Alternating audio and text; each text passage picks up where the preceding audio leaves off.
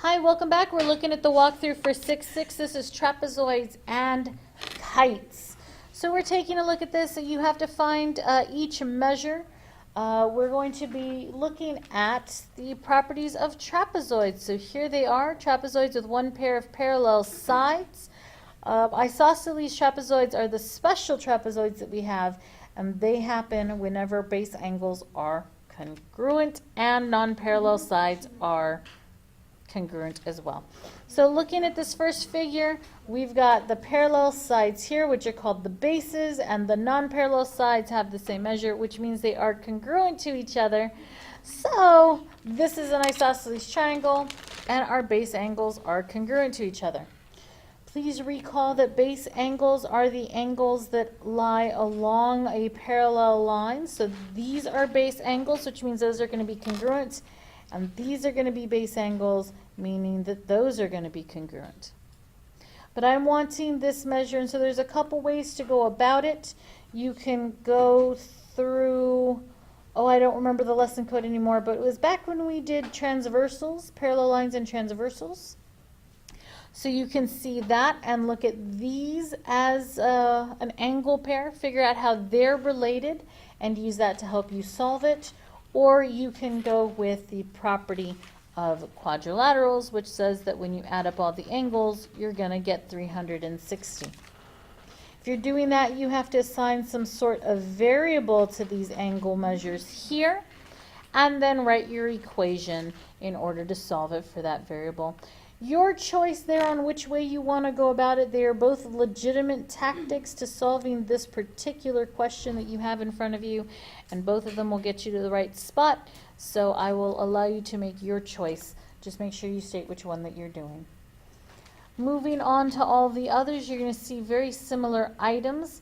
Looking at the kite really quick, this is where the first of our new theorems is going to come into play.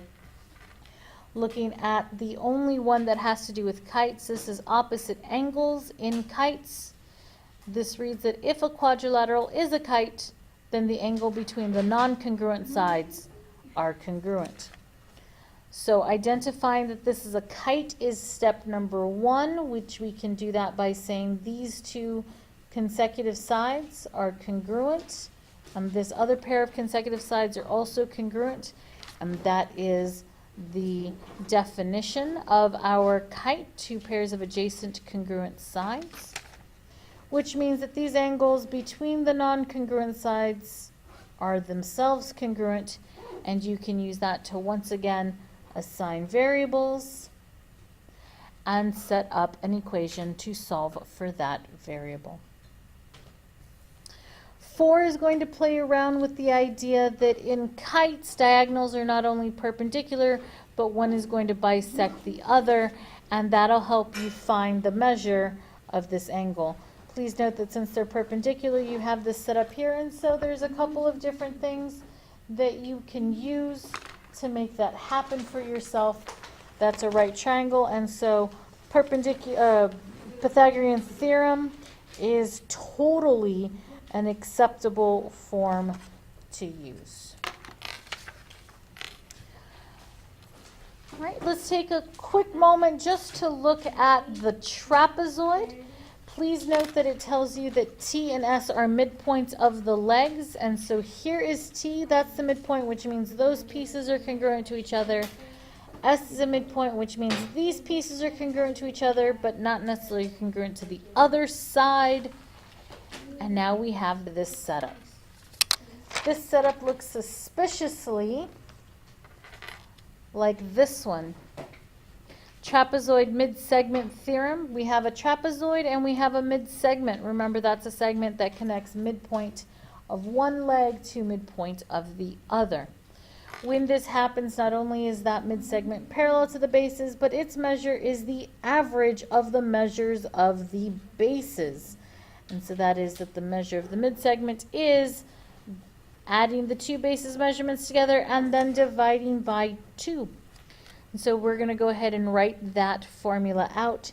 Here is the mid-segment TS going to be equal to the measure of one base HJ plus the measure of the other base LK, and then divide that by 2. The question gives you the value of those two bases, and so you can just plug these in and crunch the numbers. As you move along, various sides are going to be given to you, from the bases to the mid-segment, and you may have to do some solving for unknowns. Let me know if you need help in class with that algebra, but there's your basic setup. The last part of this particular worksheet is some coordinate geometry. They're telling you that these 4 points, and they've given you the coordinates of those 4 points right there, that forms a quadrilateral of some kind. First question is they want you to verify that it is a trapezoid. Recall that in order to verify, you want to use some sort of properties. I'm going to recommend that you consider looking at the slope formula in order to help you decide what that is. Please make sure that you're looking at the definition of the trapezoid in order to decide what you're going to use the slope formula on and what values you're looking for out of that slope formula.